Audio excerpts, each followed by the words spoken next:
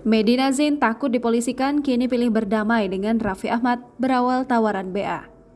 Medina Zain akhirnya buka suara terkait tuduhan pencatutan nama Raffi Ahmad sebagai brand ambasador produk MD Glowing. Lewat Razman Arif Nasution selaku kuasa hukum, Medina membongkar jika Raffi Ahmad memang sempat ditawari pekerjaan dari dirinya. Lantas, Razman menjelaskan jika Raffi Ahmad tak berkenan menjadi brand ambasador produk tersebut dan diminta untuk mengembalikan uang kepada perusahaan MD Glowing. Hal ini disampaikan Razman atas informasi yang diperoleh dari keluarga Medina Zain.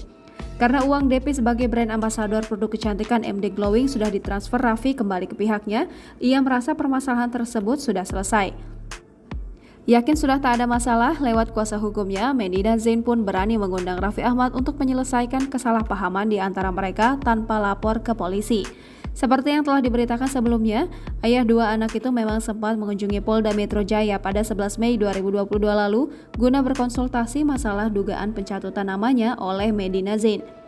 Razman Arif Nasution selaku kuasa hukum yang mewakili Medina Zain menegaskan jika kliennya itu siap menuntaskan masalah dengan pihak manapun termasuk Raffi Ahmad.